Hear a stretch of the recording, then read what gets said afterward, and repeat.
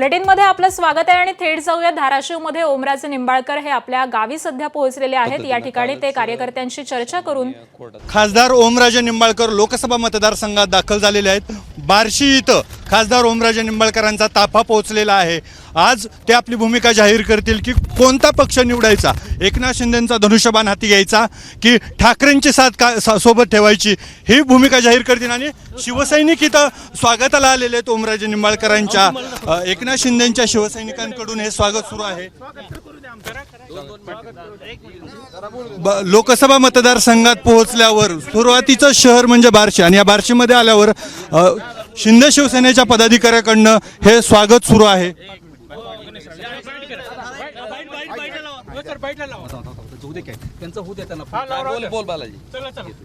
दादा, तुम्ही धाराशिव जिल्ह्यात आता येत आहेत। गेली 5 दिवस ज्या चर्चा करत होता तुम्ही, त्या चर्चा सुरू झाल्यात। काय नेमकी तुमची भावना काय आहे धाराशिवमध्ये? निश्चितपणे मी काल सांगितल्या पद्धतीनं कालच सन्माननीय कोर्टाचा निकाल आला आणि तो निकाल झाल्याच्या नंतर आज मी मतदारसंघात जाऊन आज आम्ही धाराशिव लोकसभा कार्यक्षेत्रातल्या सगळ्याच तालुक्यातल्या माझ्या कार्यकर्त्यांनाही मी त्या ठिकाणी बोलवलेलं आहे आणि सगळ्याबरोबर चर्चा केल्याच्या नंतर सगळ्याची मतं जाणून घेतल्याच्या नंतर मला वाटतं की आता आज कारण बराच वेळ जाणार आहे त्या गोष्टीसाठी।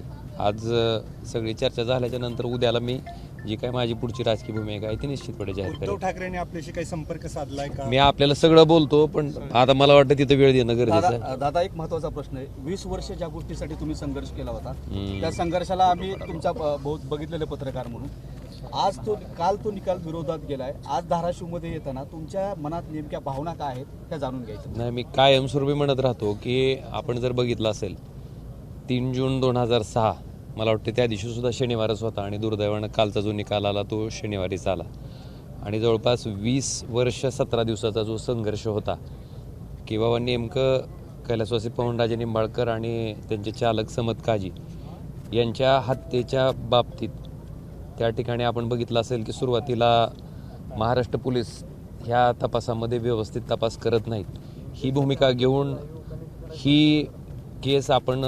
सीबीआयकडं ट्रान्सफर करावी अशा पद्धतीची मागणी त्या ठिकाणी आपण माननीय उच्च न्यायालयात याचिका करून केली होती आणि त्यातला आरोप हाच होता की याच्यातले जे आरोपी आहेत ते माजी गृहमंत्री असल्यामुळं पोलीस त्या गोष्टीचा तपास करत नाहीत, ही वारंवार आम्ही त्या ठिकाणी मांडलं होतं आणि मग त्याच्या आधारे पोलीस तपास करत नाहीत हे सिद्ध झाल्याच्या नंतर माननीय उच्च न्यायालयानं तपास सीबीआयकडे दिला, सीबीआयनं पूर्ण तपास केला। पण काल जो कोर्टाचा निर्णय आला ते जर आपण बघितलं असेल तर कोर्ट असं म्हणतंय की वैमनस्य होतं का तेही मान्य करतंय, हत्या करण्याचा उद्देश होता का तेही कोर्ट मान्य करते। पण मला वाटतंय त्या ठिकाणी ज्या पद्धतीनं सगळा तपास सीबीआयनं समोर आणला होता त्याच्या बाबतीत मात्र मला वाटतं की निकालाची निराशा झालेली आहे आणि फार धक्कादायक आहे। कारण जर याच्यापैकी कुणीच हत्या केली नाही तर मग नेमका ह्याच्यातलं आरोपी कोण आहे, हे घडलं कसं? मला वाटतंय हे दुर्दैवी आहे आणि ह्याच निकालाच्या विरोधात त्या ठिकाणी माननीय उच्च न्यायालय त्या ठिकाणी उच्च न्यायालयात सीबीआयनं सांगितलंय की आम्ही ह्या निर्णयाच्या विरुद्ध उच्च न्यायालयामध्ये दाद मागणार आहे। तुम्हाला आजचा प्रश्न फादर्स डे आहे म्हणून विचारतो। आम्हाला जी माहिती आहे किंवा आपली जी चर्चा आहे, आपला फक्त राजेसाहेबांसोबतचा एक फोटो आहे अशी नेहमी चर्चा असते, म्हणजे पाहण्यात आल्या आता पण आपला फोटो नाही। आज फादर्स डे निकाल विरोधात गेलाय, काय ओमराजे निंबाळकरांची भावना आणि ओमराजे निंबाळकरांसाठी हे राजकीय टर्निंगचा विषय त्या टप्प्यावर येऊन ठेपलाय? नाही, एक लक्षात घ्या, निकाल विरोधात जाणं म्हणजे मला वाटतंय कुटुंबासाठी भयंकर मोठा आघात आहे। कारण जे दुःख 3 जून 2006ला आम्ही भोगलं तेच दुःख आम्हाला डबल भोगायची पाळी आली काल। आईसुद्धा माझी इतकी भयंकर ही झाली होती की म्हणले अरे न्याय मिळणार कसा? आणि मला सुद्धा खंत वाटते की माझ्यासारख्या माणसाला अविरत संघर्ष करून 20 वर्ष 17 दिवस सुनावणी चालल्याच्या नंतर जर त्या ठिकाणी न्याय मिळू शकत नसेल तर मला वाटतंय म्हणजे नेमकं दाद मागायची कुठं आणि न्याय घ्यायचा कसा?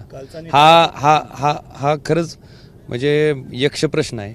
आणि आपल्या माहितीसाठी माझ्या राजकारणातली सुरुवात ही केवळ आणि केवळ कैलासवासी पवनराजे निंबाळकर साहेबांची हत्या कुठल्या कारणासाठी झाली तिथूनच मला वाटतं माझं राजकीय प्रवास त्या ठिकाणी सुरू झालाय आणि सर्वसामान्य जनतेनं मला त्या ठिकाणी कायमस्वरूपी तळहाताच्या फोडाप्रमाणे त्या ठिकाणी जपलेला आहे।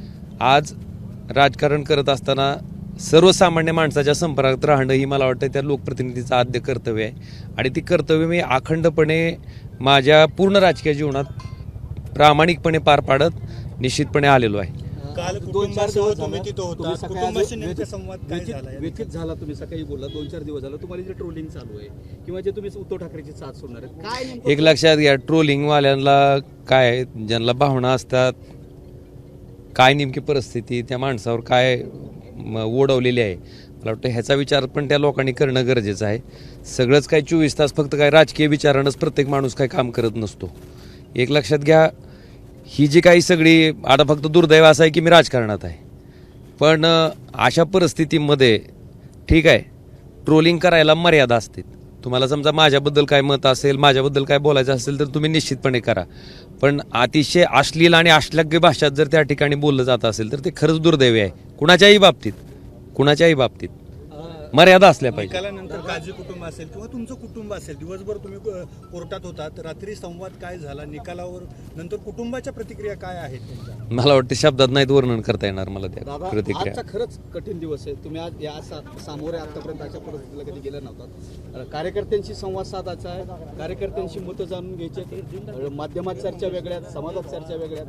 काय नेमकं काय मेसेज कार्यकर्त्यांना तुमच्या मार्फत असणार किंवा कार्यकर्ते तुम्हाला नाही, एक लक्षात घ्या, मी कायमस्वरूपी सांगत आलो की आज लोकसभेचा सदस्य म्हणून माझा दुसरी टर्म आहे, एक वेळेस विधानसभेचा सदस्य म्हणून मी काम केलेलं आहे.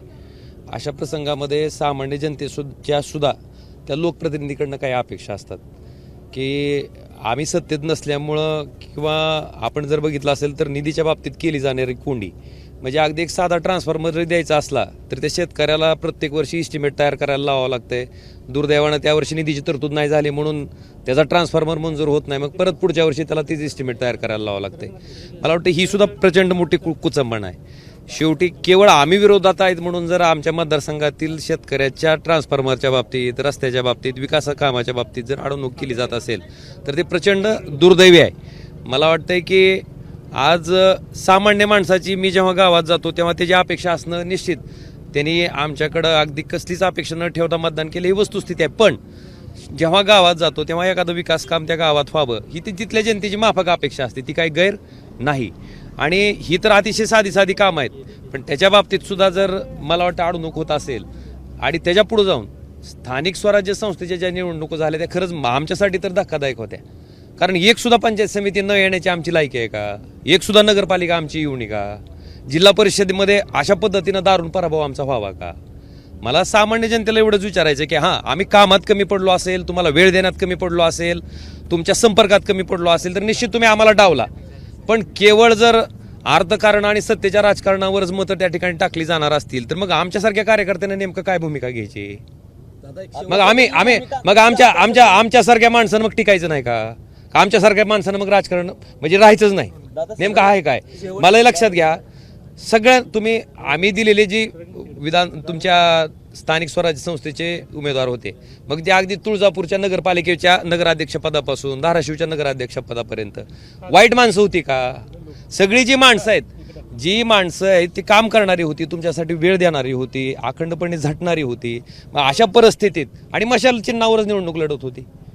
मी कबूल केलं ना, लोकसभेला आपण सगळ्या लोकांनी ताकदीनं उभा राहिलात, विधानसभेला सुद्धा महाराष्ट्रात फरक पडला, पण मला वाटतंय धाराशिव जिल्ह्यामधली जनता महाग राहिली. पण नेमकं स्थानिक स्वराज्य संस्थेच्या निवडणुकीत आमची काय चूक झाली हीच मला खरं वाटतंय. आम्ही त्याची कारण मीमांसा करतोय किंवा नेमकं कशामुळे आपण कमी पडतोय. कारण सर्वसामान्य कार्यकर्त्यांना मग निवडूनच यायचं नाही का त्या ठिकाणी? आणि अजून माझं ठरवू उत्तर दे. एक शेवटचा प्रश्न आहे दादा, तुमच्याशी अनेक नेते संपर्क करतात, खरंच तुमच्याशी कुठल्या पक्षांनी संपर्क केला? उद्धव ठाकरे असतील किंवा इतर आणि कोणाचा? एक लक्षात घ्या, मला त्या विषयावर मला बोलणं उचित वाटत नाही. मी तुम्हाला एवढंच सांगतो की आम्ही सगळेजण आता कार्यकर्त्याबरोबर चर्चा करू आणि चर्चा केल्याच्या नंतर त्याच्या बाबतीतला जो काही निर्णय असेल तो निर्णय, आज जर झाली चर्चा ठीक, नाहीतर मग उद्याला मी त्या ठिकाणी